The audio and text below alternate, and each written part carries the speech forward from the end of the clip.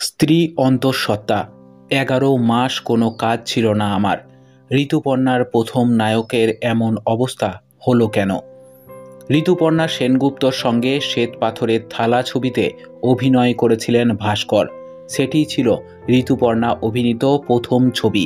প্রভাত রায়ের পরিচালনায় তৈরি সেই ছবিতে দৃষ্টি কেড়ে নিয়েছিলেন ঋতুপর্ণা। নায়ক হিসাবে সুযোগ পেয়েছেন তিনি। ঋতুপর্ণা সেনগুপ্তের প্রথম নায়ক ভাস্কর বন্দ্যোপাধ্যায়। 60 বছর বয়স হয়ে গিয়েছে তার। সাম্প্রতিক নাতি হয়েছে ভাস্করের। হাসি মুখে এক সাক্ষাৎকারে বলেছেন, ঋতুপর্ণা কিন্তু সব জায়গায় বলেন আমি তার প্রথম নায়ক। সেই স্বীকৃতি তিনি আমাকে দেন। এই ভাস্কর জীবনের অনেক ওঠাপড়া দেখেছেন। উত্তম কুমারের মতো ভাবভঙ্গির কারণে অনেকেই মনে করতেন তিনি মহানায়ককে নকল করেন। চেহারায় উত্তম কুমারের সঙ্গে মিলও আছে ভাস্করের। বিষয়টা নিয়ে তিনি যদিও বা খুব বেশি আলোচনা করেন না, তবে এটুকু জানেন তাকে এবং উত্তম কুমারকে নিয়ে খুবই চর্চা হয় ইন্ডাস্ট্রিতে। ভাস্করকে শেষবার দেখা গিয়েছিল লীনা গঙ্গোপাধ্যায়ের লেখনীতে তৈরি ধারাবাহিক এক্কা দোক্কায়ে।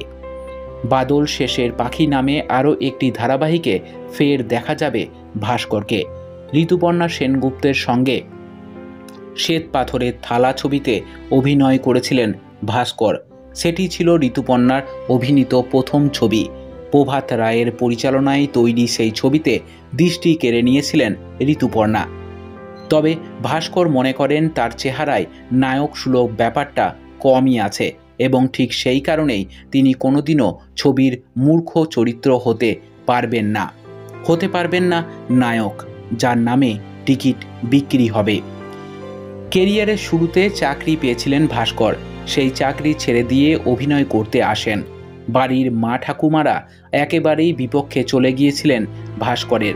বাবা ছিলেন প্রযোজক, একমাত্র তিনি ছেলের পাশে এসে দাঁড়িয়েছিলেন। ভাস্কর নিজের মুখে বলেছেন, আমার স্ত্রী অন্তঃসত্ত্বা থাকাকালীন 11 মাস কাজ ছিল না। এই কঠিন পরিস্থিতিটা আমি দেখেছি। এই ইন্ডাস্ট্রিতে টিকে থাকা খুবই কঠিন কাজ।